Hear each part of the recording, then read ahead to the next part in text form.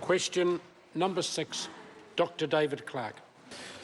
Thank you, Mr Speaker. My question is to the Minister for Economic Development and asks, who has provided payroll services to the Ministry of Business, Innovation and Employment since it was formed in 2012? The Honourable Stephen Joyce. Mr Speaker, that's the same provider who provided payroll services to the largest of the forerunner agencies since 1999. That's the Department of Labour, and the provider who were identified publicly this morning are Advanced Management Systems Limited. Department of Labour were the largest of MBIE's 4 forerunner agencies in terms of staff numbers, and they were migrated across in 2014. The Department of Labour signed a contract for payroll services with AMS back in 2004. Supplementary question, Dr David Clark. Does he expect to quantify the size of liability owed across New Zealand due to Holidays Act breaches? If so, when? The Honourable Stephen Joyce. Well, Mr Speaker, I don't have any ministerial responsibility for doing that.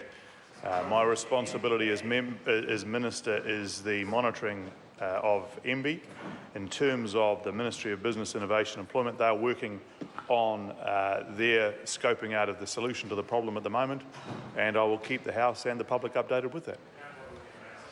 Supplementary question, Dr David Clark. Can he give an uncategorical assurance to doctors, nurses, public servants and all of AMS's 50,000 other payroll clients receiving $3.5 billion in wages annually that they are not exposed to underpayment problems similar to those that have beset MBIE?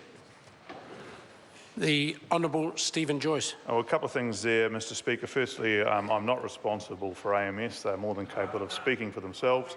In terms of underpayment, the member has to be a little bit careful because this is a calculation around annual leave, and it's about the calculation of ordinary time earnings versus average weekly earnings. The member, I know, is disposed to hyperbole, but actually this is a widespread but not necessarily large issue for individual employees. Supplementary question, Dr David Clark. What action has he taken since receiving advice on 5th of October last year, nearly 6 months ago, to quantify how many millions of dollars his ministry owes staff in back pay as a result of failing to comply with the law? The Honourable Stephen Joyce. Well, Mr Speaker, the ministry has been working on that issue, as I said, since October last year. Well, of course, the law was passed back in 2003 by a Labour government that promptly forgot about it.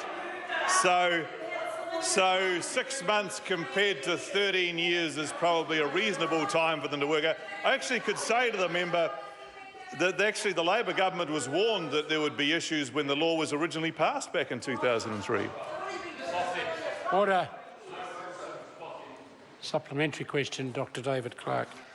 Can he confirm that pack house employees affected by Holidays Act legal breaches announced by his ministry yesterday are additional to the 24,000 affected employees identified in the previous 20 investigations the Labour Inspectorate conducted?